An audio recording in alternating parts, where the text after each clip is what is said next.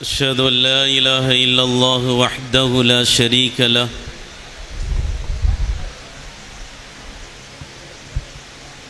وأشهد أن محمدا عبده ورسوله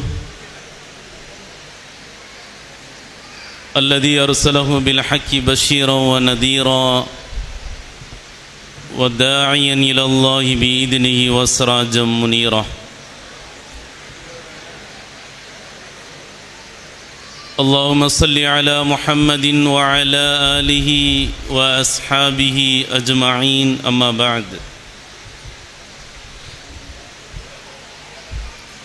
فقال سبحانه وتعالى في كلامه القديم وفي الفرقان المجيد: فأعوذ بالله من الشيطان الرجيم. بسم الله الرحمن الرحيم. يا أيها الناس اتقوا ربكم الذي خلقكم من نفس واحدة وخلق منها زوجها وبث منهما رجالا كثيرا ونساء واتقوا الله الذي تساءلون به والأرحام إن الله كان عليكم رقيبا.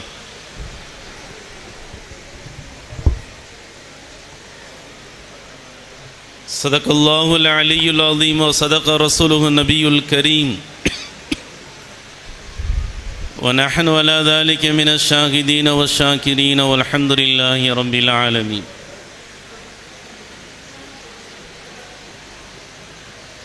அகிலம் படைத்து ஆளுகிற அல்லாஹ் சுப்ஹானஹு வ தஆலாவை போற்றி புகழ்ந்தவனாய், அகிலத்தின் அருள் கொடை அன்னல் முஹம்மதுன் ரசூலுல்லாஹ் ஸல்லல்லாஹு அலைஹி வஸல்லம் அன்னவர்கள் மீது ஸலவாத்துக்களையும் சலாமியும் உரித்தாக்கியவனாய், வலிமார்களின் நல்லாசிகளோடு எனது உரையை நான் தொடங்குகிறேன். அல்ஹம்துலில்லாஹ்.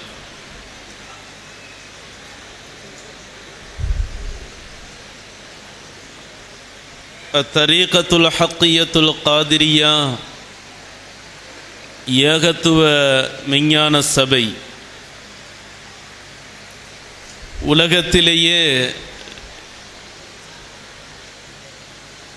ஏகத்துவ மெஞ்ஞான சபைகளுக்கெல்லாம் தாய் சபையாய் திகழ்கிற திண்டுக்கல் சபை எடுத்திருக்குகிற மீலாது பெருவிழா மத நல் இணக்க விழாவாக இங்கு அரங்கேறி கொண்டிருக்கிறார். இந்த விழாவுக்கு தலைமையேற்று நடாத்தி கொண்டிருக்கக்கூடிய தலைமை உள்ளிட்ட மேடையில் அமர்ந்திருக்குகிற மூத்த முன்னோடிகள், சான்றோர்கள், பெரியோர்கள், உலமா பெருமக்கள், இந்த மீலாது விழாவை சிறப்பிப்பதற்காக திரளாய் வருகை தந்திருக்கிற பெரியோர்கள், தாய்மார்கள், சகோதர சகோதரிகள், அத்தாயி அரபு கல்லூரியினுடைய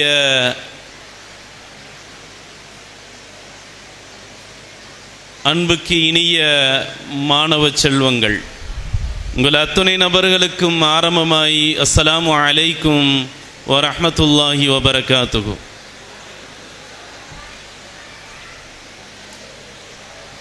ஓதுனவங்கள இடத்துலேருந்து தான் பதில் வருது. அப்போ நீங்கள்லாம் ஓதலைன்றதுனால பதில் வரலையாண்டு நான் தப்பாக நினைக்கக்கூடாது.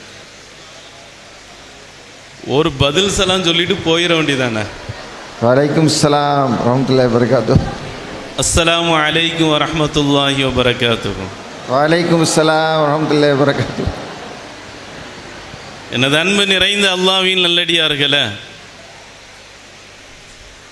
மிகச்சிறந்த இந்த விழாவில் பங்கெடுத்தது மாத்திரமல்லாமல் சிறப்பு பேரூரை நிகழ்த்துவதற்கான வாய்ப்பு எமக்கு கிடைத்திருக்கிறது. அல்ஹம்துலில்லாஹ். இந்த விழாவை மிக நேர்த்தியான முறையில் தொகுத்து வழங்கி கொண்டிருக்கிற அன்பு நிறைந்த ஆலிம் புலவர் பெருமகனார், இடையிடையே கேள்விகளையும் கேட்டு உங்களுடைய கவனத்தை எப்பொழுதும் விழிப்பாகவே வைத்திருக்கிற வேலையும் இடையிடையே செய்து கொண்டிருக்கிறார்கள். ஹஸரத் அவரிடத்தில் கேட்டேன், என்ன கருவை மையப்படுத்தி பேசலாம் அப்படின்ட்டு. ஹஸரத் சொன்னாங்க, தாய்மார்கள் பெரும் திரளாய் வருகை தந்திருக்கிறாங்க, பெரியோர்களும் வந்திருக்கிறாங்க, சகோதர மதத்தை சார்ந்தவர்களும் வருகை தந்திருக்கிறார்கள். அதனால் குடும்பம் குறித்தும் சமய நல்லிணக்கம் குறித்தும் நீங்கள் பேசுங்கள் என்று கேட்டுக்கொண்டார்கள். அந்த இரண்டையும் நான் உள்வாங்கிய நிலையில் மத நல்லிணக்கம் என்ற அந்த வரியை கொஞ்சம் திருத்தி அமைச்சு, குடும்பத்திலும் இணக்கம் வேண்டும், சமுதாயத்திலும் இணக்கம் வேண்டும். அதனால் மன இணக்கம் குடும்பத்தில் வந்தாலும் அது மகிழ்ச்சியாக இருக்கும், அது சமுதாயத்தில் வந்தாலும் மகிழ்ச்சியாக இருக்கும். மனதனுடைய இணக்கம் எங்கு வரவில்லையோ அது வீடாக இருந்தாலும் நாடாக இருந்தாலும் கலவரமாய்த்தான் இருக்கும். வீட்டிற்கும் நல் இணக்கம் இப்பொழுது தேவை, நாட்டிற்கும் நல் இணக்கம் இப்பொழுது தேவை. இணக்கம் இருக்குதா அப்படின்னா இருக்கு. நான் பேசுறத நல்லா கவனிக்கணும் நீங்க. அதுலேயும் குறிப்பாக தாய்மார்கள் ரொம்பவும் நல்லா கவனிக்கணும். ஏண்டா இங்கே ஒன்று நடக்குது, 10 நிமிஷம் பேசினாவே ஆலிம் புலவர் 2 கேள்வி கேட்குறாரு, என்னை 1 மணி நேரம் பேச சொல்லியிருக்கிறாரு. அப்போ எத்தனை கேள்வி கேட்க போறாருன்னு பாருங்க. 10 கேள்வி. தாய்மார்களுக்கு கேள்வி இருக்கா? தாய்மார்களுக்கு தான் அதிகம் கேள்வி இருக்காமா. அதனால கவனத்தோடு கேட்க வேண்டும். என் அன்பு நிறைந்த சகோதரர்கள் ஹாலுக்கு வெளியில நிறைய நிற்கிறாங்க, நிறைய அமர்ந்திருக்கிறாங்க. சபையை கண்ணியப்படுத்தும் முகமாக நடக்கிற மீலாது விழாவை சிறப்பிக்கும் முகமாக தயவு செய்து வெளியில் இருப்பவர்கள் உள்ளே வந்து அமர்ந்து விட்டால் இந்த விழா மிக நிறைவாக நிறைவு பெறும். இணக்கம் இன்றைக்கு இருக்கிறதா என்றால், குடும்பத்தில் இணக்கம் இருக்கிறதா, சமுதாயத்தில் இணக்கம் இருக்கிறதா என்றால் இணக்கம் இருக்கு. குடும்பத்திலும் இணக்கம் இருக்கு, சமுதாயத்திலும் இணக்கம் இருக்கு. ஆனால் நல் இணக்கமாக இருக்கா என்றுதான் இங்கு பேச வேண்டும். குடும்பத்திலும் இணக்கம் இருக்கு, கணவன் மனைவியா வாழ்றவங்க இணக்கத்தோடு வாழ்றாங்க தான். ஆனால் நல் இணக்கமாக வாழுகிறார்களா? இந்த சென்னை போன்ற பெரும் நகரங்கள்ல எல்லாம் இன்னைக்கு திருமணத்தினுடைய நோக்கமே திசை மாறி இருக்கு, திசை மாறி இருக்கு. பொண்ணை பார்க்குறான், பொண்ணு எப்படி இருக்கணும், நம்ம ஷரியத்தில் என்ன சொல்லப்பட்டிருக்கு, மணமகள் எப்படியாக தேர்ந்தெடுக்கப்பட வேண்டும் என்று சொல்லப்பட்டிருக்கு. ஆனால் இன்னைக்கு மணமகளை எப்படி தேர்ந்தெடுக்கிறாங்க தெளிவாக சொல்கிறான். ஹஸரத் நல்லா படித்த பிள்ளையா, கரண்டில் வேலையில் இருந்து மாதம் 20,000 ரூபா சம்பளம் வாங்கணும், அப்படி ஒரு பொண்ணு எனக்கு வேணுன்றான்.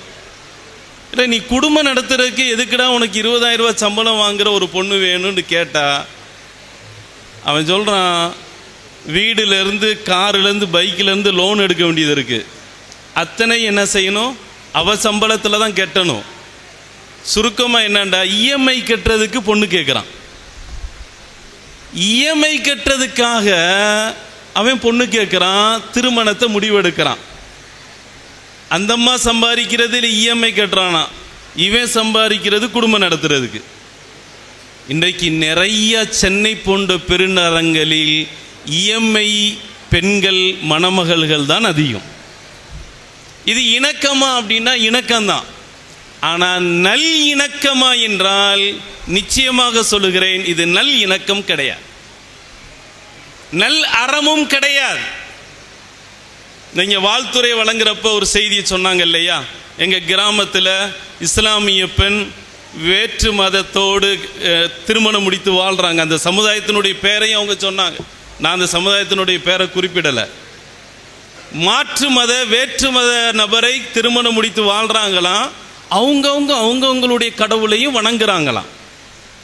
இப்போ இங்கே இணக்கம் இருக்காண்டா, இணக்கம் இருக்குதான், இணக்கம் இருக்கு. 2 பேரும் சாப்பிட்றாங்க, 2 பேரும் என்ன செய்கிறாங்க, குடும்பம் நடத்துகிறாங்க, ஒரு வீட்டில் தான் வாழ்கிறாங்க, இணக்கம் இருக்கு. ஆனால் நல் இணக்கம் இருக்கா? நல் இணக்கம் இங்கே இருக்காண்டா? கிடையவே கிடையாது. இது நாசமாக போன இணக்கம். அவர்கள் உயர்ந்த வீட்டு வசதிகளில் வாழ்ந்தாலும், நிறைவான உணவு உடைகளில் வாழ்ந்தாலும், மதங்கள் மாறி திருமணம் முடிக்கிற திருமணம் நாசமா போனதுதான். அது எந்த விதத்திலும் ஷரியத்தில் அறவே அனுமதி கிடையாது. அதுக்கு பேர் திருமணமும் கிடையாது. அதை மீறி திருமணம் முடித்து இணைந்தால் அது திருமணத்தால் இணைந்ததாய் பொருள் இல்லை. அது ஹராம். அது முற்றிலும் மார்க்கம் தடுத்திருக்கிறது. ஆனால் இணங்கி வாழுகிறார்களே, ஒன்னா காரில் போறாங்க, ஒன்னா பைக்கில் போறாங்க, இணக்கம் இருக்கிறது. ஆனால் நல் இணக்கம் இல்லை. இன்றைக்கு அநேக குடும்பங்கள், மன வாழ்க்கை, திருமணங்கள் அத்தனையும் துன்யாவினுடைய, உலகத்தினுடைய ஆதாயங்கள், உலகத்தினுடைய நலன்களை குறித்தே தான் இன்றைக்கு நடக்கிறது. பணங்காசுகளுக்காக, வசதிகளுக்காக, வாழ்க்கையில முன்னேற வேண்டும் என்பதற்காக நடத்தப்படுகிற அத்தனை திருமணங்களும், நடத்தப்படுகிற அத்தனை குடும்பங்களும், இல்லறங்களும் நல் இல்லறமா என்றால், நல் இணக்கம் என்றால் கிடையாது. அந்த இல்லறத்தில் நல்லறம் சேரும் இறை அருள் கிடைக்குமா என்றாலும் கிடைக்காது. ஆனால் இணக்கமாக வாழுகிறார்கள். என் அன்பு நிறைந்தவர்களே, இணக்கமாக வாழுகிறார்கள் என்பது இங்கே முக்கியம் இல்லை. நல் இணக்கமாய் இறைவனின் அருளை பெறுகிற நல்லறமாய் அந்த குடும்பம் இருக்கான்னு தான் நம்ம பார்க்கணும். சமுதாயத்திலையும் பார்க்குறோம். இந்த எலெக்ஷன் வரப்போகுது, தேர்தல் வரப்போகுது, கூட்டணிகள், நிறைய கூட்டணிகளை பாருங்க. ஒரு கட்சி எது கூடாதுன்றானோ இன்னொரு கட்சி அதை கூடுன்றான். ஆனால் 2 பேரும் கூட்டணி வைக்கிறான். இதுக்கு பேர் இணக்கம்ன்றான். இது இணக்கம், ஆனால் நல் இணக்கம் கிடையாது. உதாரணத்துக்கு சொல்றேன்னு, மரம் நடுறதா, பசுமை புரட்சி செய்யறது, மரம் நடுவது தான் கொள்கைன்னு ஒரு கட்சி நிற்கிறான். மரத்தை வெட்டுறதா இங்க கொள்கைன்னு ஒரு கட்சி நிற்கிறான். இந்த 2 பேரும் கூட்டணி வச்சு ஓட்டு கேட்டுட்டு வர்றான். இவன் எப்படி நல்ல இணக்கமா இருக்கிறாங்கன்னு எப்படி சொல்ல முடியும்? ஒருத்தன் மரத்தை வெட்டுறான், ஒருத்தன் மரத்தை நடுறான், 2 பேரும் கூட்டணி வச்சால் இது நல் இணக்கம் கிடையாது. வேடிக்கையா சொல்லுவாங்க இல்லையா, தெருவோரத்தில் ஒரு 2 பேர், ஒருத்தன் குழியை தோண்டி வச்சுட்டே போனானா, இன்னொருத்தன் அந்த குழியை மூடிட்டே போனான். 10 அடி வித்தியாசத்தில் ஒருத்தன் குழியை தோண்டிட்டே போனது, ஒருத்தன் குழியை மூடிட்டே போனான். தெருவில் போன வரவெல்லாம் பார்க்குற, என்னடா நடக்குது, இவன் ஒருத்தன் குழியை தோன்றான், ஒருத்தன் குழியை மூடுறான், என்ன நடந்துக்கிட்டு இருக்கு, என்ன பண்ணுறானுங்க. ஒருத்தன் என்ன செஞ்சான், மறிச்சு நிப்பாட்டினா, நில்லு, என்ன நடக்குது இங்கே, நீ குழியை தோன்ற, நீ குழியை மூடுற, இங்கே என்ன நடந்துக்கிட்டு இருக்குன்னு. அந்த 2 பேரும் சொன்னானுங்க, நாங்கள் பசுமை புரட்சியிலேருந்து வந்திருக்கிறோம். சரி, மரத்தை நட்டு பசுமையாக்க போகிறோம். சரி, அதுக்கு நீ என்ன வேலை பண்ணுற? அவன் குழியை தோன்றான், நான் குழியை மூடுறேன். இந்த குழியை தோன்றதும் நீ குழியை மூடுறது, அதுக்கு சும்மா இருந்துட்டு போயிடலாமே. அப்போ பின்னால் இருக்கிறவன் கூப்பிட்டா, இங்கே வாங்க, நான் விளக்கம் சொல்கிறேன். அவன் வேலை குழியை தோன்ற வேலை, தோண்டின குழியை மூடுறது ஏன் வேலை. சரி, எங்கடா மரத்தை நடலை? எங்கள் 2 பேர்த்துக்கு இடையில ஒருத்தர் இருக்கான், அவன் இன்னைக்கு லீவ் போட்டிருக்கிறான். அவன் வேலை மரத்தை வைக்கிறது, மரக்கன்றை வைக்கிறது. முன்னால் போகிறவன் குழியை தோண்டுவான், அடுத்து வரவன் மரக்கன்றை வைப்பான், நான் அதை மூடுவேன். நடுவில் இருக்கிறவன் லீவ் போட்டிருக்கிறான். அவன் லீவ் போட்டதுனால எங்கள் வேலையை நாங்கள் பார்க்காம இருக்க முடியாது, எங்கள் வேலையை நாங்கள் செஞ்சுக்கிட்டு இருக்கிறோம். அர்த்தங்களும் தெளிவுகளும் எந்த விதமான அடிப்படை நிலைகளும் இல்லாத கூட்டணிகள் இன்றைக்கு அரசியலில் நடக்கிறது. அதை நம்ப வேண்டும் என்று அந்த அரசியல் கட்சிகள் நம்புகிறது. நாங்கள் ஒற்றுமையாய் இருக்கிறோம் என்று சொல்லுகிறார்கள். நாங்கள் இணக்கமாய் இந்த கூட்டாட்சியை, இந்த கூட்டணி அமைத்திருக்கிறோம் என்று சொல்லுகிறார்கள். என் அன்பு நிறைந்தவர்களே, வீட்டிலும் சரி நாட்டிலும் சரி இணக்கங்கள் உலக ஆதாயத்தின் அடிப்படையில் இருக்கிறது. ஆனால் ஒருபொழுதும் நல் இணக்கம் இல்லை என்பதுதான் உண்மை. குடும்ப வாழ்க்கை, தாய்மார்கள் நிறைய வந்திருக்கிறாங்க. குடும்ப வாழ்க்கை இன்னைக்கு எப்படி இருக்கிறது? எது மாதிரியான அழகிய ஒரு குடும்ப வாழ்க்கையை கண்மணி ஸல்லல்லாஹு அலைஹி வஸல்லம் நமக்கு காட்டி தந்தார்கள். ஆனால் எது மாதிரியான வாழ்க்கையை வாழ்ந்து கொண்டிருக்கிறோம்? கணவன் மனைவி என்ற அந்த உறவு இந்த உலகத்திலேயே மிகச்சிறந்த ஒரு உறவு, இந்த உலகத்திலேயே ஆக உயர்ந்த மேன்மையான ஒரு பந்தம் கணவன் மனைவி என்பது. உலகத்திலே முதன்மாய் உருவாக்கப்பட்ட உறவு. கணவன் மனைவி என்ற உறவை மீறிய மிஞ்சிய ஒரு சிறந்த உறவு எதுவும் கிடையாது. இந்த உலகம் பசுமை பெறுவதற்கும் இறைவனின் படைப்பாற்றல் இந்த உலகத்தில் பரவுவதற்கும் அத்தனைக்கும் திருமணம் என்ற அந்த உறவுதான் அடிப்படை. அந்த உறவை எப்படி நல்லறமாக அமைக்க வேண்டும், கணவன் மனைவி நல் இணக்கத்தோடு எப்படி வாழ வேண்டும் என்பதை கண்மணி ஸல்லல்லாஹு அலைஹி வஸல்லம் மிக நேர்த்தியாக நமக்கு வழிகாட்டி இருக்கிறார்கள். மனைவியை பற்றியான செய்தி எத்தனை விஷயங்களை அழகுபட சொல்லி இருக்கிறார்கள். அன்னை ஹதீஜா ரலியல்லாஹு அன்ஹாவை பற்றி கண்மணி ஸல்லல்லாஹு அலைஹி வஸல்லம் இப்படி பேசுவார்கள், ருஸிக்து ஹுப்பஹா, ருஸிக்து ஹுப்பஹா. ஹதீஜா அம்மாவின் அன்பை, பிரியத்தை, காதலை இறைவன் எனக்கு பாக்கியமாக கொடுத்திருக்கிறான் என்று சொல்வார்கள். என்ன அழகான வார்த்தை, என்ன அழகான வார்த்தை. நபி சொல்றாங்க, ஹதீஜாவினுடைய அன்பும் காதலும் எனக்கு கிடைத்தது நாம் பெற்ற பாக்கியம். ஹதீஜா அம்மா சொல்லல, நபியை கணவராக பெற்றது, நபி என் மீது அன்பு வைத்தது நான் பெற்ற பாக்கியம் என்று சொல்ல வேண்டியவர்கள் அன்னை ஹதீஜா. அவங்க சொல்ல இல்ல, நபி சொல்றாங்க, ஹதீஜாவின் காதலையும் அன்பையும் நான் பெற்றது நான் பெற்ற பாக்கியம், அது இறைவன் எனக்கு கொடுத்தது. எவ்வளவு அழகான நயம்பட வார்த்தை. கொஞ்சம் யோசிச்சு பாருங்க. வாழ்க்கையில தன் மனைவியை இந்த வார்த்தை சொல்லி அன்பை வெளிப்படுத்திய ஒரு கணவன் நம்மள யாராவது உண்டா? என்னைக்காவது மனசு விட்டு இப்படி பேசி இருக்கிறோமா மனைவிட்ட? அல்லாஹ் அக்பர். மனைவிட்ட பேசுற பேச்சு, அவளை நடத்துகிற விதம், அவள் நம் மீது வைத்திருக்கிற அன்பையும் அக்கறையும் எடுத்துக்கொள்ளுகிற விதம் இன்னைக்கு எவ்வளவு மோசமாக இருக்கிறது இல்ல? ரொம்ப மோசமாக இருக்கிறது. மனைவியினுடைய உணர்வுகளை கொஞ்சமும் புரியாத ஒரு வாழ்க்கை வாழ்ந்து கொண்டிருக்கிறோம். இறைவன் கொடுத்த நிஅமத், இறைவன் கொடுத்த அமானிதம். ஒரு தாயின் பாசம் என்பது அது இயல்பு, இயற்கையானது. ஆனால் ஒரு மனைவியினுடைய அன்பு, காதல் என்பது இறைவன் கொடுத்த வரம், அது இறைவன் கொடுத்த பாக்கியம். அது அல்லாஹ் சொல்லுகிறான், வஜஅல பைனக்கும் அவத்தத வ ரஹ்மா. கணவன் மனைவிக்கு இடையில் இருக்கிற அன்பையும் கனிவையும் காருண்யத்தையும் பரிவையும் பாசத்தையும் நான் கொடுக்கிறேன் என்று சொல்லியிருக்கிறான்.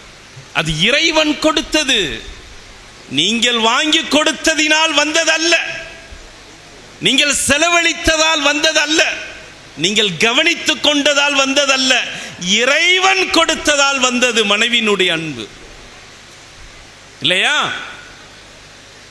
ஆனா அந்த அன்பை பெற்ற நாம் எந்த அளவுக்கு நன்றி விசுவாசத்தோடு அதை உணர்ந்திருக்கிறோம். அல்லாஹ் அக்பர்.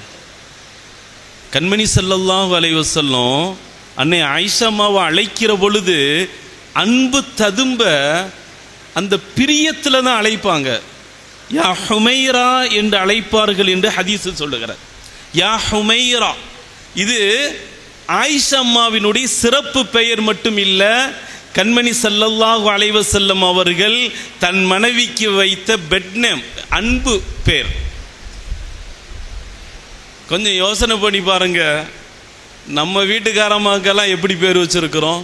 அன்பா, பாசமா, எப்படி கூப்பிடுறோம்? கண்மணி ஸல்லல்லாஹு அலைஹி வஸல்லம் கூப்பிட்டாங்களே, யா ஹுமைரா, செக்கச்சவந்த சிறியவளே. அந்த நிறத்தையும் அந்த பருவத்தையும் ஒன்றிணைத்து, அன்னை ஆயிஷா ரலியல்லாஹுவினுடைய நிறத்தையும் அவர்களுடைய சிறு பருவத்தையும் ஒன்றிணைத்து செக்கச்சிவந்த சிறியவளே என்று அன்போடு அழைத்தார்கள். இன்னைக்கு நம்ம வீட்டுக்காரமா எப்படி கூப்பிடுறாங்க? பேர் சொல்லி கூட அதை விடுங்க, அது ஒரு சைஸா கூப்பிடுறோம். இந்த ஏய் இல்ல பேர் சொல்லி கூட கூப்பிடுறது இல்லை. ஒருத்தர் சொன்னாரு, ஆடு மாடு மாதிரி கூப்பிட்டுக்கிட்டு இருக்கிறோம். ஏய் எங்க போயிட்ட? என் பேர் இல்லையா, மனுஷி இல்லையா? பாங்கு காமத்து சொல்லித்தானே பேர் வச்சிருக்கிறாங்க. எங்கடா அவளை பிள்ளைகிட்ட கேட்கறது, வீட்டுக்காரம்மாவை எங்கடா அவளைன்னு கேட்கறது. யாருன்னு அவன் கேட்பான். ஏண்டா அவளண்டா எவளன்னு அவனுக்கு தெரியல, யாருன்னு கேட்பான். எங்க நொம்மா அப்படின்றாரு. கூப்பிடுறது அல்லாஹ் அக்பர். அழைக்கிறது மனைவிகளை இல்ல, பெயர் சொல்லி அன்போடு அழைப்பது, அவரிடத்தில் அன்போடு பேசுவது. இமாம் சாதி ரஹ்மத்துல்லாஹி அலைஹி சொல்வார்கள், இந்த உலகத்தில் ஒரு சொர்க்கத்தினுடைய காட்சி இருக்கு என்று சொல்வார்கள். இந்த உலகத்திலும் சொர்க்கத்தினுடைய ஒரு காட்சி இருக்கிறது. அது என்னன்னு தெரியுமா? இமாம் சாதி ரஹ்மத்துல்லாஹி சொல்லுகிறார்கள், இந்த உலகத்திலும் ஒரு சுவனத்தினுடைய காட்சி இருக்கிறது. அது ஒரு கணவன் ஒரு மனைவி அன்போடு காதலோடு பிரியத்தோடு அருகருகே அமர்ந்து பேசுவது சுவனத்தில் இருக்கும் காட்சி என்று இமாம் சாதி ரஹ்மத்துல்லாஹி எழுதி வைத்திருக்கிறார். பாருங்க, கணவன் மனைவி அன்பாக பேசிக்கொண்டு அமர்ந்திருப்பது சுவனத்தினுடைய காட்சி. இன்னைக்கு அப்படி நடக்குதா? சுவனத்தினுடைய காட்சி நடக்குதா? நம்ம வீட்டில் நரகத்தினுடைய காட்சி தான். பொண்டாட்டி இன்னைக்கு புருஷன் பொண்டாட்டி ரெண்டு பேரும் பேசினாவே பிரச்சனை, சண்டை, நரகமாயிருது. பேசினாவே ஒண்ணு இல்லைங்க. நீங்க அவங்க பெயரை சொல்லி கூப்பிடல, விட்டுருங்க. இந்த செல்போன்ல அவங்க நம்பரை ஷேவ் பண்றீங்கல்ல, அதுலயாவது அவ பெயரை ஷேவ் பண்ணி வைக்கலாம்ல. ஒரு பேருண்டு இருக்கும்ல வீட்டுக்காரிக்கு, அந்த பெயரை ஷேவ் பண்ணி வைக்கலாம். டார்ச்சர் காலிங்ட்டு ஷேவ் பண்ணி வச்சிருக்கான் ஒருத்தன். எனக்கு என்னடா கஸ்டமர் காலிங்னு கேள்விப்பட்டிருக்கிறோம், இது என்னடா டார்ச்சர் காலிங் அப்படின்னு. அவக்கிலே சொல்றான், அஜர்த்து வேற யாரும் இல்லை வீட்டுக்காரி தான்றான். டார்ச்சர் காலிங்கா? பர்சம் போட்டப்ப பேசுனதெல்லாம் மறந்து போச்சு.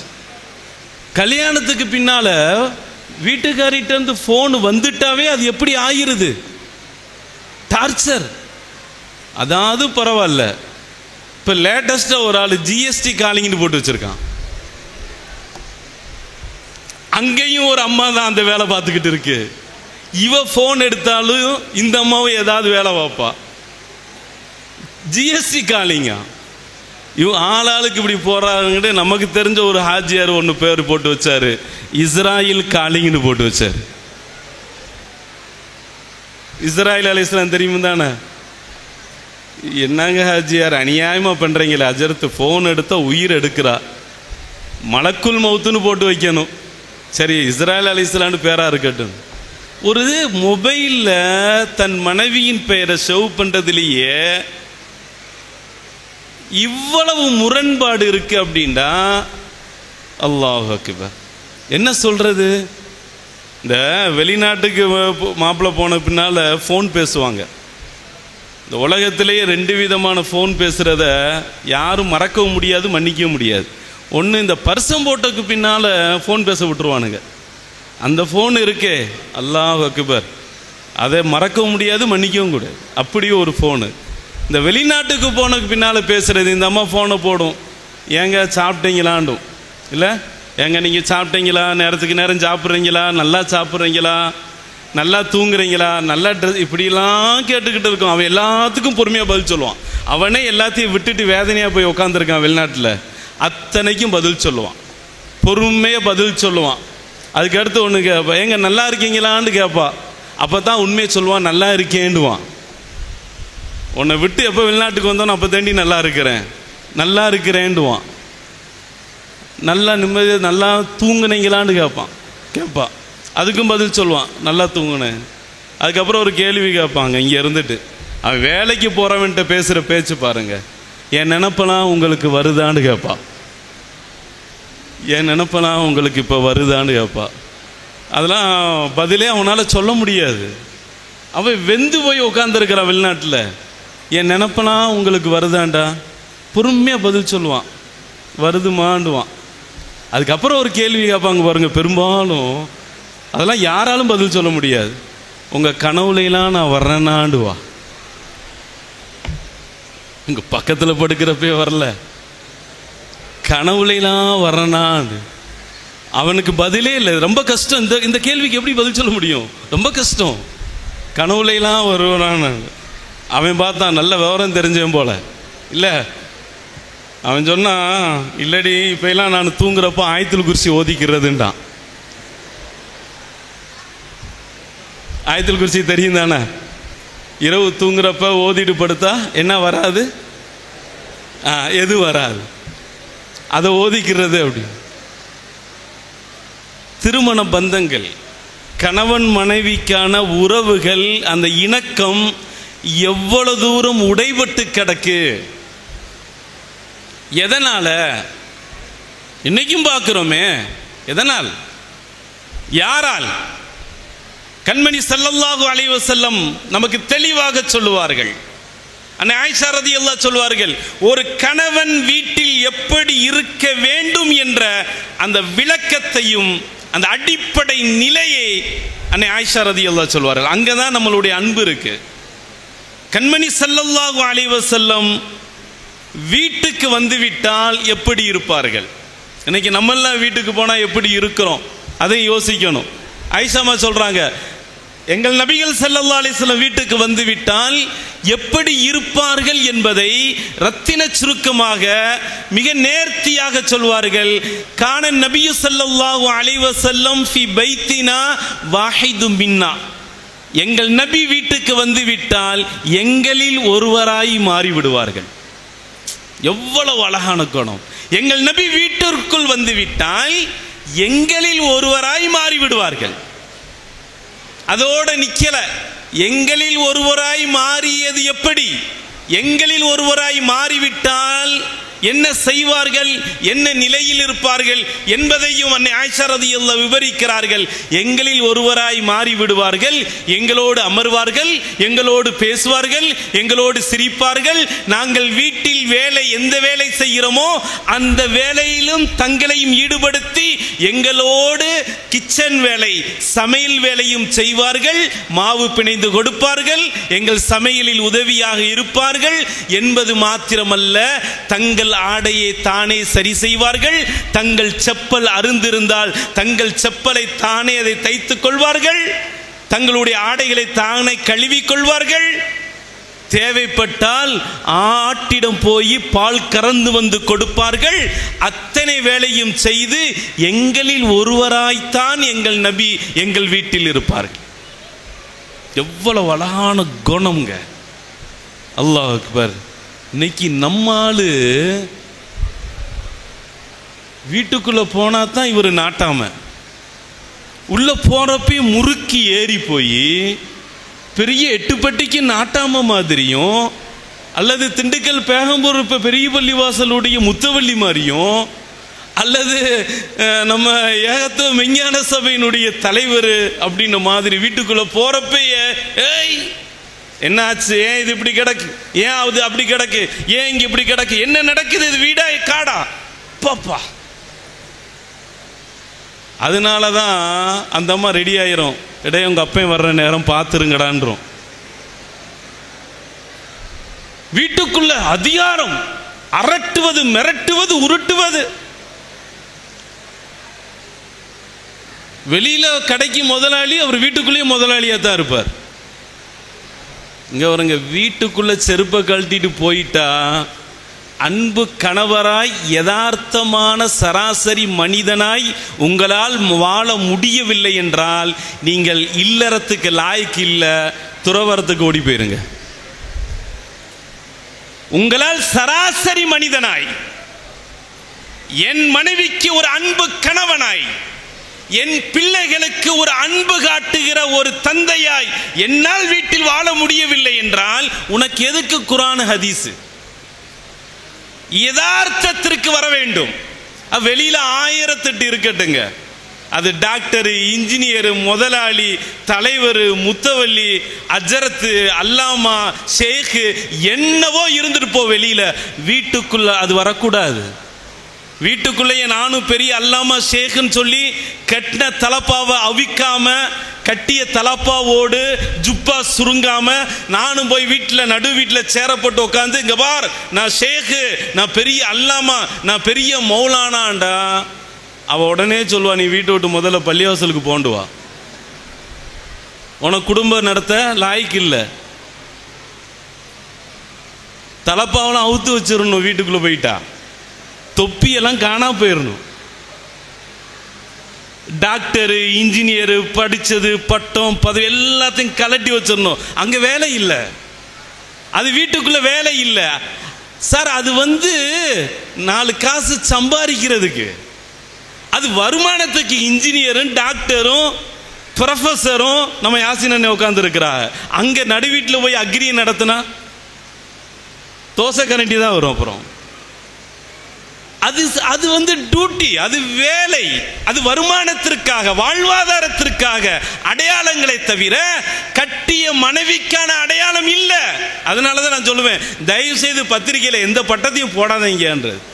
அந்த பத்திரிகையில் அந்த பட்டத்தை போட்டு அவன் மண்டியில போய் உட்கார வச்சு அவன் என்ன பண்றான், வீட்டுக்குள்ள ஃபுல்லா நான் டாக்டரு டாக்டருன்றான். அந்த அம்மா பொறுத்து பார்த்துட்டு ஊசி போடாம உன்னை சைக்கோவாக்கி பத்தி விட்டுருது படாண்டு. அது வெளியில உள்ள அடையாளங்கள். எங்கள் கண்மணி, எங்கள் உயிருக்கு மேலான உத்தவர், அவருடைய பதவி என்ன, அந்த பொறுப்பு என்ன, அவர்களுடைய அதிகாரம் என்ன? என்ன அதிகாரம்? மஸ்ஜிது நபவி என்று 4 சுவத்துக்குள்ள உட்கார்ந்த ஒரு தலைமை இமாமா எங்கள் நபி. எங்கள் நபியினுடைய அதிகாரத்திற்கு எல்லை இருக்கிறதா? எங்கள் நபியினுடைய உயர்வுக்கு ஒரு எல்லை உண்டா? எங்கள் நபியினுடைய ஆளுமைக்கு ஒரு வரையறை உண்டா? 7 வானங்களையும் கடந்தது எங்கள் நபியினுடைய அதிகாரம். அந்த அரிசி குருசை தாண்டியது எங்கள் நபியினுடைய உயர்வினுடைய எல்லை. அவ்வளவு பெரிய உயர்வுக்கும் அவ்வளவு பெரிய ஆளுமைக்கும் உரித்தான எங்கள் நபி, எங்கள் ரசூல் வீட்டுக்குள்ள போயிட்டா மாவு பிணைஞ்சு கொடுத்தாங்க அப்படின்டா நீலாம் ஒரு ஆளாண்டு கேட்கிறேன். அப்படிப்பட்ட ஒரு நபியே இல்லறத்தில் கணவன் மனைவி என்ற இல்லறம் இணக்கமாக இருக்க வேண்டும் என்பதற்கு இவ்வளவு இறங்கி வந்திருக்கிறார்கள். மெம்பர் படியிலேயே நின்று இருந்தா குடும்பம் விளங்கி இருக்குமான்ற மனைவி என்ன எதிர்பார்க்கிறார்? இந்த உலக முன்னிடத்தில் பதவி எதிர்பார்க்கும், பட்டத்தை எதிர்பார்க்கும், உயர்வுகளை, அந்தஸ்துகளை எதிர்பார்க்கும். வீட்டில் இருக்கிற மனைவி எதையும் எதிர்பார்க்க மாட்டாள். நீ 7 நாட்டு அரசனாயிரு, அது எனக்கு தேவையில்லை. நீ பத்மஸ்ரீல இருந்து எவ்வளவு அவார்டு வாங்கிக்க, அது எனக்கு தேவையில்லை. பெரிய பட்டம் அது தேவையில்லை, பெரிய படிப்பு அது தேவையில்லை. அவளுக்கு தேவை ஒன்றே ஒன்று, வீட்டுக்குள் வருகிற பொழுது அன்பு காட்டுகிற கணவனாய் நீ இருந்தால் போதும். அதை விட உங்கள்கிட்ட அவ எதையும் எதிர்பார்க்கல சார். நகை நட்டை கூட எதிர்பார்க்கலங்க. நகை நட்டு, பணம், மாடி, வீடு, அறுசுவை உணவு, அவ எதையும் எதிர்பார்க்கல. நீங்கள் உங்களிடத்தில் அவள் எதிர்பார்ப்பது அன்பு மாத்திரம்தான். அந்த அன்பை நீங்கள் காட்டிவிட்டால் பழைய சோறை கூட என்னது அழகாக விருந்தாக உங்களுக்கு வைத்து உங்களோடு இணக்கமாய் வாழ்வாள். நீ பணத்தை காட்டினால தான் அவ உங்களை ஷாப்பிங் கூப்பிடுறான். கரெக்டா புரிஞ்சுக்கிட்டீங்களா? நீ பணத்தை காட்டுற, என் குடும்பம் எவ்வளவு பெரிய குடும்பம் தெரியுமான்ற, எவ்வளவோ வசதி வாய்ப்பு இருக்குன்ற, அப்ப பாக்குற அப்படியா, அப்ப கிளம்பு மாப்பிள்ள ஷாப்பிங் போலாம், நான் கடை கூட்டு போயிடறா. நீ அதைத்தானே காட்டுற. நீ எதை காட்டுனாயோ அங்க உனக்கு வேலை வைப்பாள். நீ அன்பை காட்ட வேண்டும். நபிகள் சொன்னார்கள், அன்பை காட்டுங்கள். மனைவி வீட்டில் அன்புதான் இருக்க வேண்டும். அன்பினால், பண்பு பாசங்களால் கட்டமைக்கப்பட்டதுதான் குடும்பம். வெளி உலகத்தில் இருக்கிற அடையாளங்கள் வீட்டுக்குள் தேவையில்லை, தேவையில்லை. என் அன்பு நிறைந்தவர்களை, கண்மணி ஸல்லல்லாஹு அலைஹி வஸல்லம் அதைத்தான் சொல்லுகிறார்கள். இல்லத்திற்குள் வீட்டிற்குள் வந்துவிட்டால் என்னங்க, மஸ்ஜிது நபவிக்கும் ஆயிஷாமா வீட்டுக்கும் இடையில ஒரு திரை தாங்க. அந்த திரைக்கு அப்பால் மஸ்ஜிது நபவிக்கு வந்துவிட்டால் 7 வானங்களை தாண்டிய ஆளுமை வெளிப்படும். அப்படி மெம்பர்ல ஏறி நின்றா கர்ஜனை, அறிவு. அல்லாஹ் அக்பர். நம்மால் வெளியிலாம் முட்டா பையன் பேர் வாங்கியிருப்பான், ஆனா வீட்டுக்காரிட்ட இங்க பார், என்னை பத்தி உனக்கு தெரியாது. அவ சொல்லுவா, எல்லாம் தெரியும், வேற வழி இல்லை, நீ எது சொன்னாலும் நான் நம்பணும். கண்மணி ஸல்லல்லாஹு அலைஹி வஸல்லம் வானத்துக்கு மேலேயும் ஞானம் கொடுக்கப்பட்டவர்கள், மண்ணுக்கு கீழும் ஞானம் கொடுக்கப்பட்டவர்கள், உலகத்தில் இருக்கிற அத்தனை ஞானங்களும் கொடுக்கப்பட்டவர்கள், அத்தனை அதிகாரம் கொடுக்கப்பட்டவர்கள். அதை எங்கே வெளிப்படுத்துவார்கள்? மஸ்ஜிது நபவியில் 3 மெம்பர் படிக்கு மேல் அத்தனை வெளிப்படும். அவ்வளவு ஆளுமை இருக்கும், அவ்வளவு கர்ஜனை இருக்கும், அவ்வளவு அதிகாரம் இருக்கும், அவ்வளவு கம்பீரம் இருக்கும், அத்தனையும் இருக்கும்.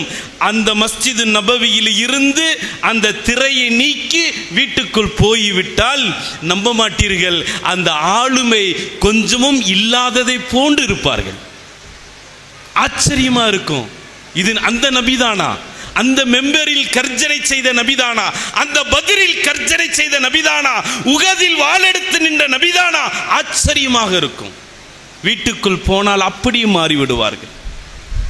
அப்படியெல்லாம் இல்லறத்தில் கணவன் மனைவிக்கான அந்த இணக்கம் அது நல் இணக்கமாக இருக்க வேண்டும் என்பதனால் நுபுவத்தின் அதிகாரத்தை, ரசூலியத்தின் அதிகாரத்தையே நபி அவர்கள் இறக்கி வைத்தார்கள். எத்தனை வரலாற்று நிகழ்வுகள். அதனால் என்ன ஆனது தெரியுமா?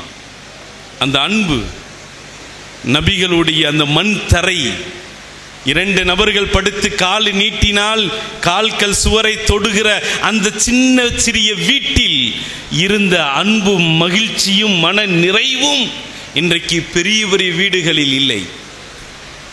அவ்வளவு அழகான வாழ்க்கை, எவ்வளவு அன்பான வாழ்க்கை வாழ்ந்தார்கள் என்பதற்கு ஒரு செய்தியை சொல்லி நான் சமுதாய நல்லிணக்கத்திற்கு வருவேன். கண்மணி ஸல்லல்லாஹு அலைஹி வஸல்லம், கவனமாக கேட்கணும். இதெல்லாம் நமக்கு நடக்குமா அப்படின்றத நினைக்கிறதுக்கே பயமா இருக்கு. இந்த பாக்கியம்லாம் நமக்கு கிடைக்குமா அப்படின்றத நினைப்பு வர்றதுக்கே நமக்கு யோசனையாக இருக்கு. அப்படி ஒரு நிகழ்வு. கண்மணி ஸல்லல்லாஹு அலைஹி வஸல்லம் அவர்கள் இந்த உலகத்தை விட்டு மறைகிற ரபியுல் அவ்வல் பிறை 12 திங்கள் கிழமை லுஹாவுடைய நேரம் நெருங்குகிற பொழுது ஏறத்தாழ கண்மணி ஸல்லல்லாஹு அலைஹி வஸல்லம் சக்கராத்து நெருங்குகிற கட்டத்தில் படுத்து கிடக்கிறார். ஏறத்தாழ சக்கராத்து நபி அவர்களுக்கு நெருங்கி விட்டது. இந்த உலகத்தை விட்டு மறைகிற தருணம் நெருக்கத்தில் இருக்கிறார்கள். உடலை சக்கராத்தினுடைய வலியும் அதனால் வெளிப்படுகிற ஜுரத்தினுடைய அந்த வேகமும் அந்த உஷ்ணத்தினுடைய கடுமையும் நபிகளை உழுக்கிறது. நடுங்கி போய் கிடக்கிறார்கள். போர்வைக்கு மேல் போர்வை போர்த்தப்பட்டு இருக்கிறது. ஓயாமல் தண்ணீர் முகத்தில் தெளித்துக் கொண்டே இருக்கிறார்கள்.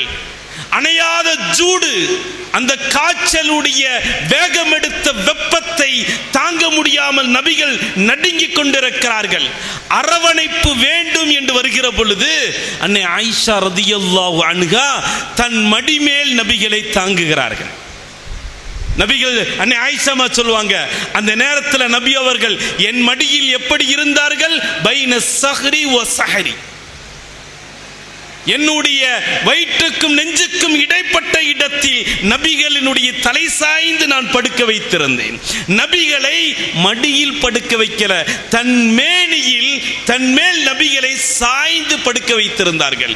படுக்க வைத்து அரவணைத்து அந்த உஷ்ணத்தை, அந்த நடுக்கத்திற்கு ஒரு ஆறுதலை கொடுத்து கொண்டு இருந்தார்கள். ஆயிஷா அம்மாவின் மீது சாய்ந்து நபிகள் போர்வை போர்த்தி கொண்டு நடுங்கிக் கொண்டிருக்கிறார்கள். ரபியுல் அவ்வல் பிறை 12 திங்கள் லுஹாவுடைய நேரம். அப்துர் ரஹ்மான் ரதியல்லாஹு அன்ஹு வீட்டுக்குள் வருகிறார்கள். யார்? அன்னை ஆயிஷா ரதியல்லாஹு அன்ஹாவினுடைய அண்ணன், சகோதரர். யாரை பார்க்க வருகிறார்? தன் தங்கையின் கணவரும் தன் உயிருக்கு மேல நபி ரொம்பவும் மோசமான நிலையில் உயிர் பிரிகிற தருணத்தில் கிடக்கிறார்கள் என்பதை கேள்விப்பட்டு பதறியடித்துக் கொண்டு ஓடோடி வருகிறார். வீட்டுக்குள் வருகிறார். நபி நடுங்கிக் கொண்டு படுத்திருக்கிறார்கள். போர்வைக்கு மேல் போர்வை சூழ்ந்து கிடக்கிறது. தன் நபியின் நிலையை, தன் தங்கையின் கணவரின் நிலையை பார்த்து அதிர்ந்து போய் அதிர்ச்சியாய் நிற்கிறார்கள். என் நபிக்கு இப்படி ஒரு நிலைமையா? அதிர்ந்து போய் நிற்கிறார்கள். தன்னை பார்க்க வந்த அப்துர் ரஹ்மான் என்ற சஹாபியை நபி அவர்கள் பார்க்கிறார்கள். பார்த்தது மாத்திரமல்ல, அவர்களுடைய கையில் இருக்கிற மிஸ்வாக்கை பார்க்கிறார்கள். மிஸ்வாக்கை பார்க்கிறார்கள், பார்வையை மாற்றுகிறார்கள். இரண்டாவது முறையும் அந்த மிஸ்வாக்கை பார்த்தார்கள், பார்வையை மாற்றினார்கள். இதை ஆயிஷா ரலியல்லாஹு அன்ஹா பார்க்கிறார்கள். நபி தன் அண்ணன் கையில் இருக்கிற மிஸ்வாக்கை பார்க்கிறார்களே என்பதை பார்த்தவுடன் அன்னை ஆயிஷா ரலியல்லாஹு கேட்பார்கள், நாயகமே மிஸ்வாக்கு செய்ய விரும்புகிறீர்களா என்று கேட்பார்கள். அல்லாஹ் அக்பர். பார்வையில் எவ்வளவு புரிதல், எவ்வளவு அந்த பார்வையிலேயே அவர்கள் பேசிக்கொள்ளுகிற நிலை. நாயகமே மிஸ்வாக்கு செய்ய விரும்புகிறீர்களா? நபி அவர்கள் ஆம் என்று வாய் திறந்து சொல்லவில்லை, தன் கண்களை மூடி ஆம் என்கிறார்கள். கண்களில் கண் இமைகளால் சமிக்கை செய்கிறார்கள். உடனே ஆயிஷா ரலியல்லாஹு அன்ஹா தன் அண்ணன் கையில் இருந்த மிஸ்வாக்கை வாங்கி, அவர் தேய்த்த பகுதி இல்லாமல் தேய்க்காத மறுபகுதியை தன் வாயில் வைத்து மெண்டு இதப்படுத்தி, ஈரப்படுத்தி, நளினப்படுத்தி, மிருதுவாக்கி, அதை எந்த இடையூறும் இல்லாத அளவுக்கு பக்குவப்படுத்தி மீண்டும் அதை எடுத்து நபிகளுடைய வாயில் வைத்து மிஸ்வாக்கு செய்து விட்டார்கள் என்று வரலாறு பேசுகிறார். அதை அழகா தான் வாயில வச்சு அதை மெண்டு அதனுடைய வல்லினத்தை மெல்லினமாய் மாற்றி பதப்படுத்தி என்ன செய்றாங்க, எடுத்து மிஸ்வாக்கு செய்து விடுகிறார்கள். என் அன்பு நிறைந்தவர்களே, மிஸ்வாக்கு செய்து முடித்தார்கள். நபி அவர்கள் ஒரு துவாவை ஓதினார்கள்.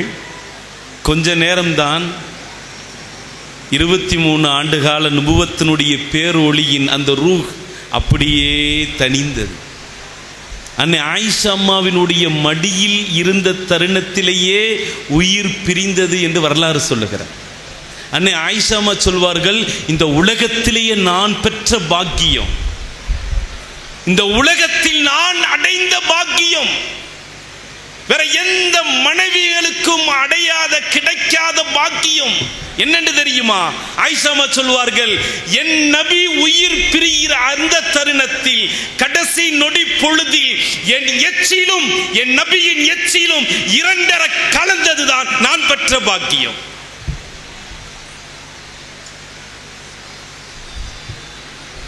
எப்படிப்பட்ட வாழ்க்கை, எவ்வளவு அழகான வாழ்க்கை, எவ்வளவு இணக்கமாக இருந்திருந்தால், மனைவியினுடைய காதலுக்கும் அன்புக்கும் எவ்வளவு தூரம் இறங்கி நபிகள் வாழ்ந்திருந்தால், மனைவியினுடைய அன்புக்கும் அந்த பாசத்திற்கும் எவ்வளவு தூரம் விட்டு கொடுத்திருந்தால், உயிர் பிரிகிற நேரத்தில் கூட உணர்வுகளை விட்டு கொடுக்காமல் தன் மடியில் அரவணைத்துக் கொண்டு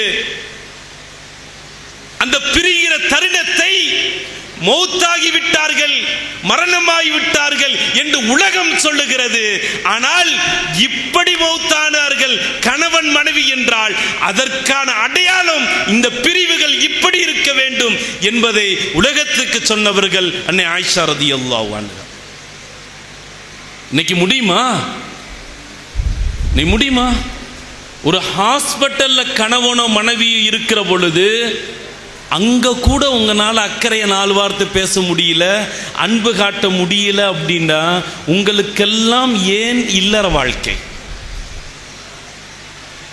முடியாத நிலையில் கூட ஒரு மனைவிக்கு முடியவில்லை, அவளுக்கு ஒரு தலைவலி, அவளுக்கு ஒரு ஜுரம் இருக்கிறது, அவளுக்கு உடல் வலி இருக்கிறது, ஒரு ஓய்வில்லாத நிலை இருக்கிறது. அந்த கட்டத்தில் கூட நீங்கள் மனித நேயம் கூட இல்லாமல்,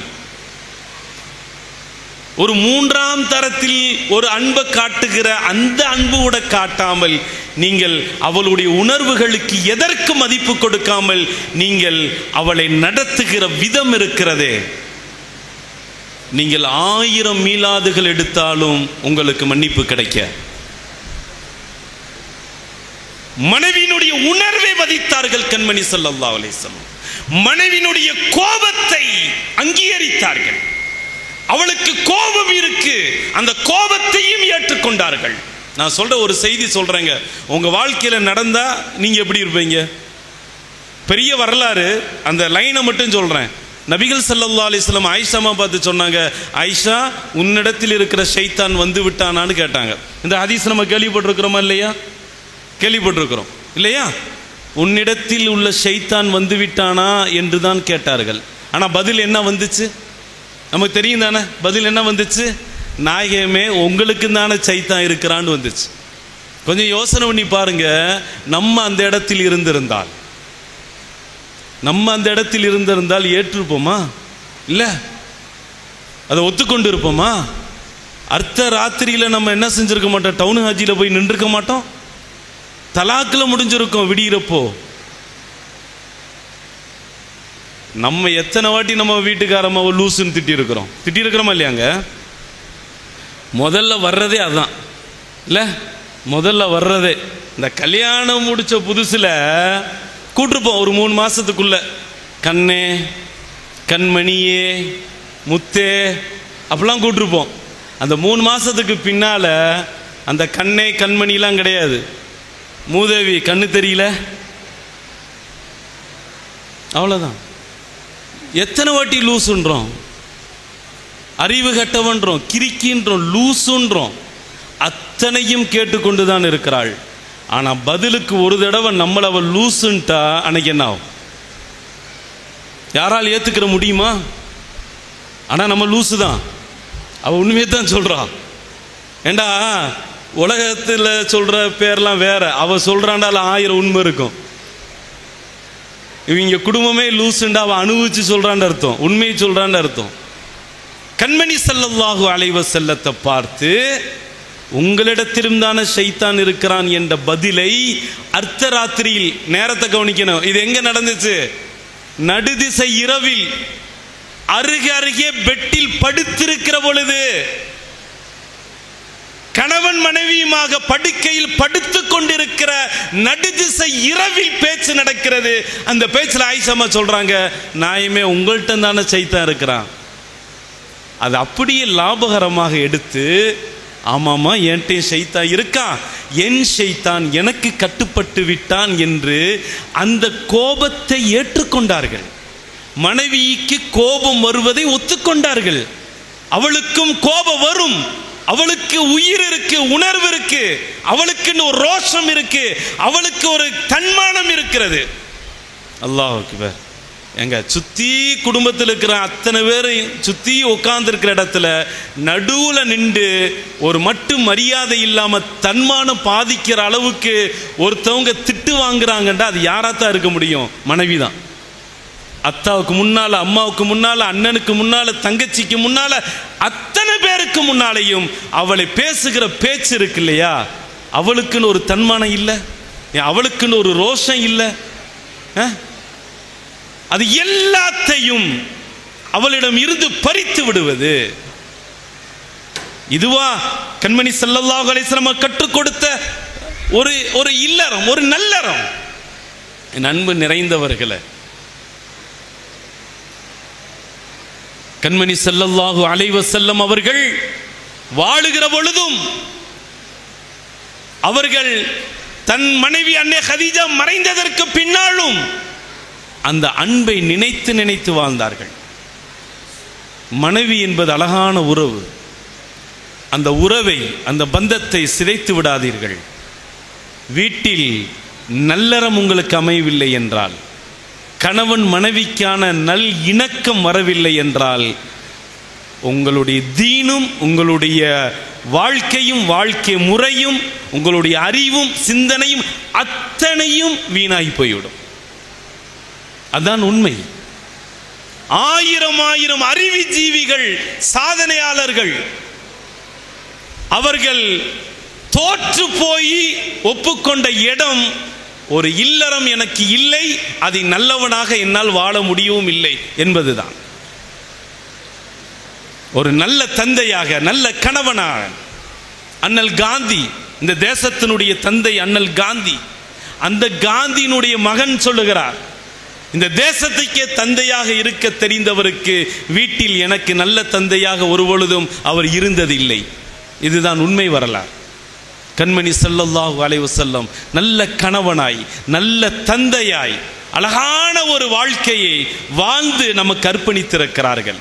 அந்த நல்லறம், கணவன் மனைவிக்கான இல்லறம், கணவன் மனைவிக்கு மத்தியில் இருக்கிற அந்த நல் இணக்கம் எப்பொழுது சரியாகிறதோ அப்பொழுதுதான் ஷரியத்தும், அப்பொழுதுதான் இபாதத்தும், அப்பொழுதுதான் மாரிஃபத்தும் அத்தனையும் சரியாகும். என் அன்பு நிறைந்தவர்களே, இரண்டாவது பகுதியாக சமுதாயத்தில் இருக்கிற மத நல்லிணக்கம். இன்றைக்கு ஆரம்பத்தில் இருந்து அத்தனை பேரும் பேசியது அதுதான், மத நல்லிணக்கம். மத நல்லிணக்கத்திற்கும் மீலாது விழாவுக்கு நிறைய பந்தம் இருக்கிறது. காலமாய் மத நல்லிணக்கத்தை இந்த உலகத்திற்கு சொன்ன ஒரே மேடை மீலாது விழா தான். மீலாது விழாக்கள் தான் இந்த தேசத்திற்கு மத நல்லிணத்தை சொல்லிக் கொடுத்தது. எல்லா காலத்திலும் மத நல்லிணக்கத்தை பறைசாற்றுகிற ஒரு ஒப்பற்ற ஒரு மேடை மீலாது விழாக்கள். ஆனால் கடந்த ஒரு 10 ஆண்டுகளில் இந்த மத நல்லிணக்கம் என்பது பெரும் அளவில் சிதைபட்டு கிடக்கிறது. மத நல்லிணக்கம் கேள்விக்குறியாக ஆக்கப்பட்டிருக்கிறது. இந்த தேசத்தினுடைய அரசு அமைப்பு சட்டம் அடிப்படை என்பது மதச்சார்பற்ற ஒரு அரசு தான் இந்த ஜனநாயகத்தினுடைய அடிப்படை.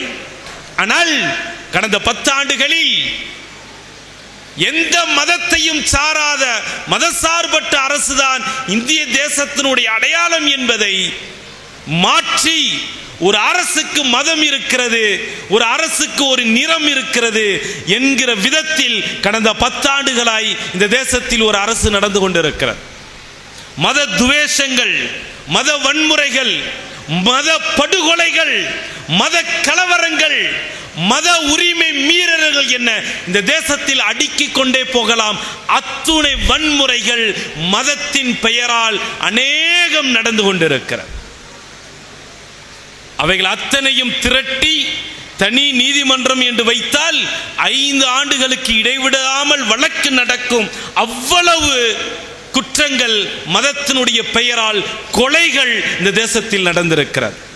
அவசியம் காலமாய் மத நல்லிணக்கம் பேச வேண்டிய கட்டாயம்.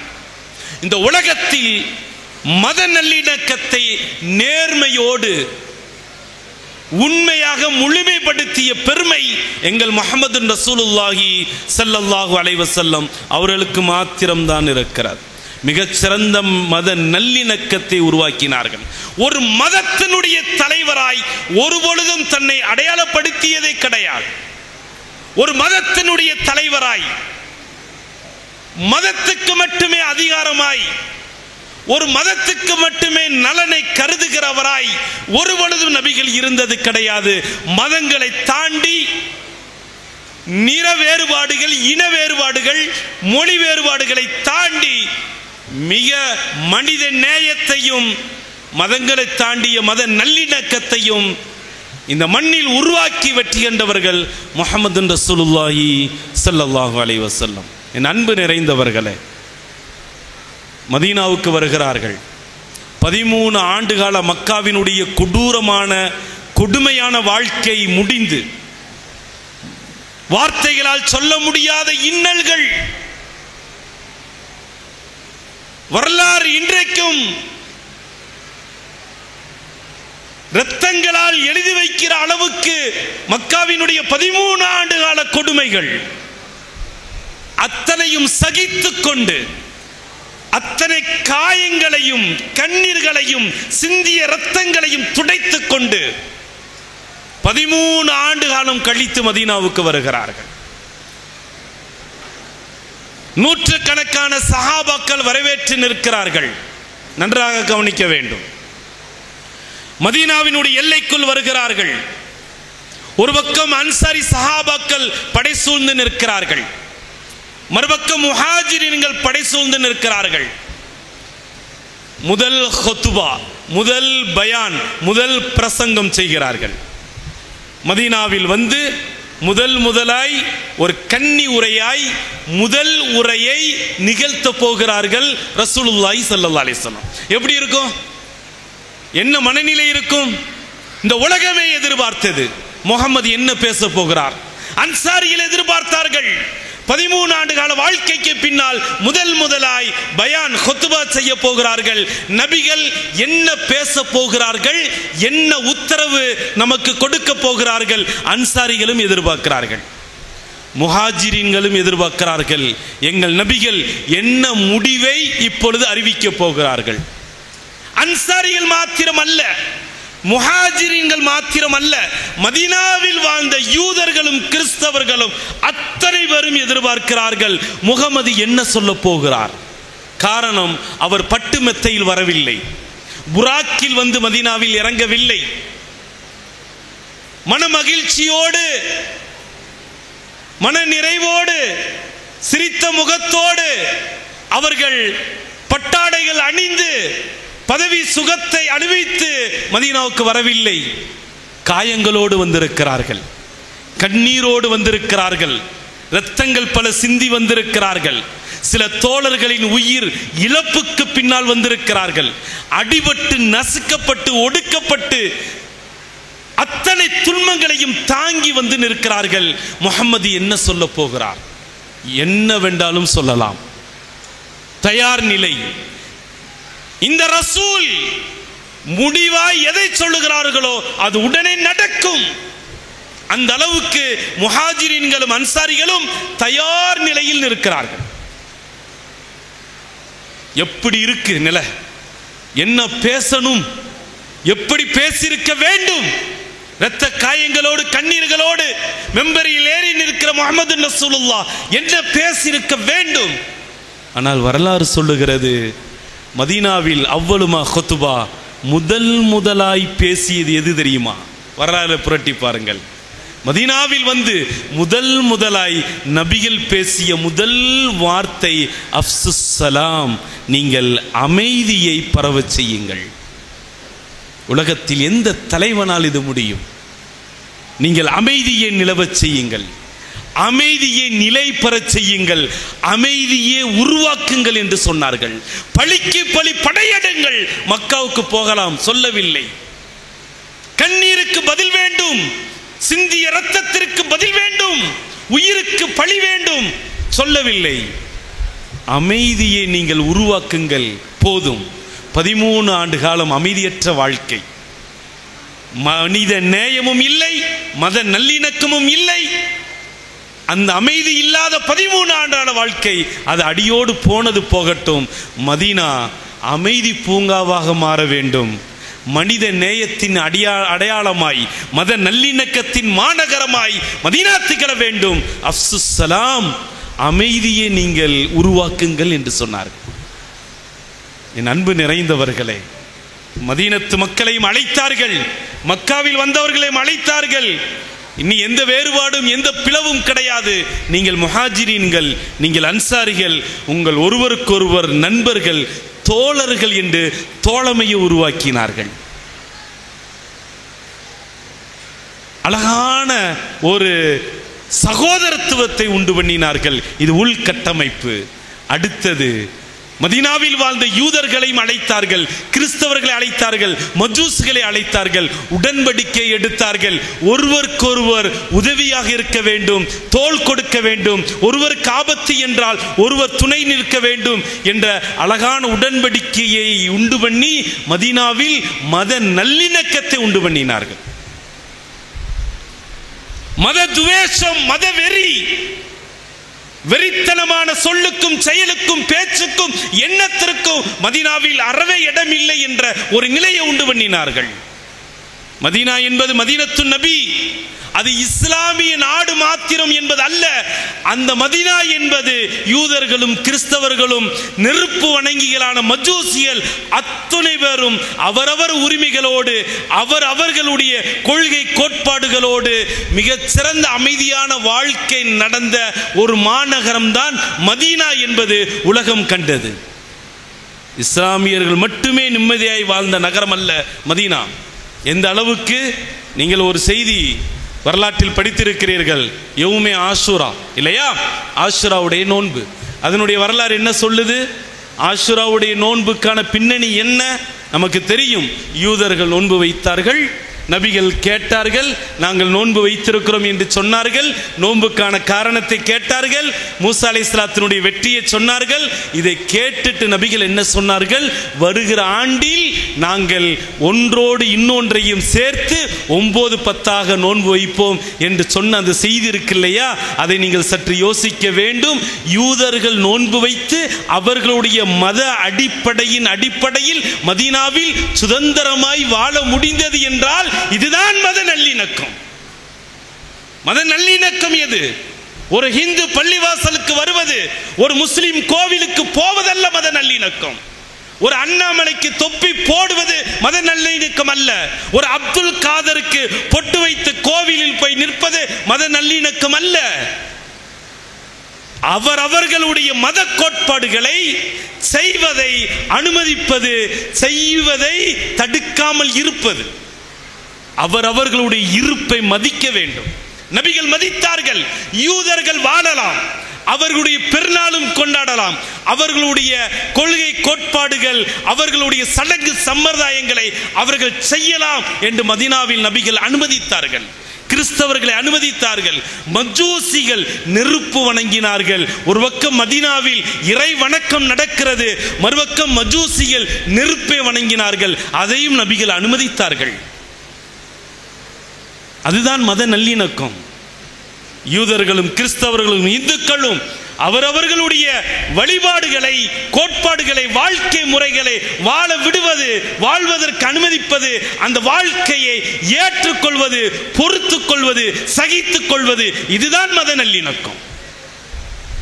அது இங்கே இப்போ இருக்கிறதா? கடந்த 10 ஆண்டுகளில் நிம்மதியாக குர்பானி கொடுக்க முடியவில்லை. அதை மதிக்கணும், அதை மதிக்கணும். அவள் தூங்குகிற நேரம் என்றால் தூங்க விடணும். உனக்கு என்ன தூக்கம் என்று கேட்டால் இங்கு வெறி வருகிறது, இங்கு மனித உரிமை மீறல் வருகிறது. ஒரு மாமியார் மருமகள், மாமியார் மருமகளுக்கு என்ற உணர்வு, அவளுக்குன்னு ஒரு இருப்பிடம், அவளுக்கு என்று சில ஹக்குகள் இருக்கு என்பதை மாமியார் புரிந்து கொள்ளணும். இந்த வீட்டில் அவளுக்கு ஒரு இடம் இருக்கு என்பதை ஏற்றுக்கொள்ளணும், அதை ஜீரணிக்கணும், அதை ஒத்துக்கொள்ளணும், அதுக்கு இடம் கொடுக்கணும். என்ன செய்யக்கூடாது? சகிப்பு தன்மை இல்லாமல் மருமகளுக்கான இடத்தை அபகரிப்பதோ, அதில் கையாடல் செய்வதோ, அதில் தலை நீட்டுவதோ, கை நீட்டுவதோ என்று வருகிற பொழுது வீட்டின் நல் இணக்கம் கெட்டு போகும். இந்த மாமியார் மருமக வர்றப்ப ஒருத்தர் என்கிட்ட ஒரு கேள்வி கேட்டார். அஜர்த்து, என் பொண்டாட்டி தலைக்கு குளிச்சா எங்கள் அம்மா கோவப்படுறா, ஆனால் அவங்க மக தலைக்கு குளிச்சா சந்தோஷப்படுறா. இந்த லாஜிக் எனக்கு புரியலன்றார். எங்கேயாவது சட்டம் சொல்லுங்கன்றார். மக தலைக்கு குளிச்சா அந்த அம்மாவுக்கு பிரச்சனை இல்லை, மருமக தலைக்கு குளிச்சா அந்த அம்மாவுக்கு கோவம் வருது. கவுண்டிங் இருக்குது. என்ன இப்பெல்லாம் அடிக்கடி குளிக்கிற? மருமக குளிச்சா என்ன இப்பெல்லாம் அடிக்கடி குளிக்கிற? மக குளிச்சா சாம்பிராணி போட்டு வரா, மக குளிச்சா தலைக்கு சாம்பிராணி. என்ன என்ன இவ்வளோ வன்மம், அவ்வளோ சகிப்புத்தன்மை இல்லாமல் போனதா? அந்த வயசுன்னு ஒன்று இருக்கு இல்லையா? ஒரு மூத்த வயசு, பேரம்பேத்தி எடுத்த வயது, அந்த வயதுக்கு ஒரு அனுபவம், பக்குவம், அது எங்க போனது? மகள் என்றால் மகளுக்கு பின்னால மகளோட மருமையின் கிச்சன்ல நின்றா, அஜர்த்து என் மகனும் மருமகன் அன்னி ஒன்னியமாக தான் வாழ்கிறாங்க. பெருமை. மகன் கிச்சனில் நின்றா என் பிள்ளைக்கு கொஞ்சம் ஓதி பாருங்க, எப்போ பார்த்தாலும் பொண்டாட்டி பின்னாடியே போகிறான். ஒரே விஷயந்தான், இதில் நான் வேற ஓதி பார்க்கணுமா? கொடுமையை பார்த்தீங்களா? நான் என்ன சொல்ல வருகிறேன், குடும்பத்தில் ஒவ்வொருவருக்கும் ஒரு உரிமை இருக்கு, ஹக்கு இருக்கு, அவர்களுக்கு ஒரு இருப்பிடம் இருக்கு. அதை மதிக்க வேண்டும், அதற்கு இடம் கொடுக்க வேண்டும், அதை ஏற்றுக்கொள்ள வேண்டும். அப்படி ஏற்றுக்கொள்வதுதான் குடும்ப நல் இணக்கம். அதே போல இந்த தேசத்தில் எல்லா மதங்களுக்கும் இங்கே உரிமை இருக்கிறது, எல்லா மதங்களுக்கும் அங்கீகாரம் இருக்கு. அதை ஏற்றுக்கொள்வதுதான் மத நல்லிணக்கம். குடும்ப தலைவனாக இருந்தாலும், இந்த நாட்டினுடைய தலைவனாக இருந்தாலும், அடுத்தவர்களுடைய உரிமையை, அடுத்த நபர்களுடைய உணர்வுகளை, அவர்களுடைய இருப்பிடத்தை, இருப்பை ஏற்றுக்கொண்டு சகித்து கொண்டால் வீட்டிலும் நாட்டிலும் நல் இணக்கம் வரும். அந்த சகிப்புத்தன்மை இழக்கிற பொழுது மத துவேஷங்கள், மத கலவரங்கள், வன்முறைகள் அது வீட்டிலும் வெடிக்கிறது, அது நாட்டிலும் வெடிக்கிறது. இதைத்தான் கண்மணி ஸல்லல்லாஹு அலைஹி வஸல்லம் சொன்னார்கள். குடும்பத்திலும் ஹக்கை சரியாக செய்ய வேண்டும், தேசத்திலும் நாட்டிலும் நாட்டு மக்களோடு அவர்களுடைய ஹக்கையும் சரியாக செய்ய வேண்டும் என்பதை மிக நேர்த்தியாக குடும்ப நல் இணக்கத்தையும் சமய நல் இணக்கத்தையும் இரண்டையும் அற்புதமாய் கட்டமைத்து அதற்கு மதீனா மாநகரம் என்பதை இந்த உலகத்திற்கு வெளிப்படுத்தி அடையாளமாய் காட்டி சென்றார்கள் எங்கள் உயிருக்கு மேலான முஹம்மதுன் கண்மணி ஸல்லல்லாஹு அலைஹி வஸல்லம். அந்த வரலாறை நாம் பாடமாக எடுத்து வீட்டிலும் நல் இணக்கம் பிறக்க வேண்டும், இந்த தேசத்திலும் சமுதாய மத நல்லிணக்கம் பிறக்க வேண்டும். அதற்கான ஒரே தீர்வு வழி என்பது எங்கள் நபிகளுடைய வாழ்க்கை வழிமுறைதான் என்பதை நாம் பயான்களில் அல்ல, மீலாது விழாக்களில் அல்ல, வாழ்ந்து நாம் நிரூபித்து காட்ட வேண்டும், இந்த சமுதாயத்துக்கு உணர்த்த வேண்டும். அத்தகைய அற்புதமான ஒரு வாழ்க்கையை வல்ல ரப்புல் ஆலமீன் நம் அனைவர்களுக்கும் நசீபாக்குவானாக. எடுத்திருக்கிற இந்த மீலாது விழாவினுடைய பரக்கத்தால் எங்கள் கண்மணி ஸல்லல்லாஹு அலைஹி வஸல்லம் குடும்பத்திலும், வியாபாரத்திலும், வெளி உலகத்திலும், அரசியலிலும், ஆளுமையிலும், பிற சமுதாய மக்களிடத்தில் எந்த ஒரு இலக்கணத்தை வகுத்து வாழ்ந்து வழிகாட்டினார்களோ அந்த வழித்தடத்தில் சற்றும் பிசறாமல், தடுமாறாமல் மிக நேர்த்தியாக வாழ்ந்து அந்த வழித்தடத்தில் நடைபோட்டு எங்கள் கண்மணியை கரம் பிடித்து சொர்க்கம் செல்லுகிற உன்னத பாக்கியத்தை நம் அனைவர்களுக்கும் அல்லாஹ் தந்து அருள் புரிவானாக என்ற உயர்ந்த துஆவோடு வாய்ப்புக்கு நன்றி கூறி வல்லோனை வாழ்த்தி விடைபெறுகிறேன். வாஹிர் தஅவானா வல்ஹம்துலில்லாஹி ரப்பில் ஆலமீன். அஸ்ஸலாமு அலைக்கும் வரஹ்மத்துல்லாஹி வபரகாத்துஹு.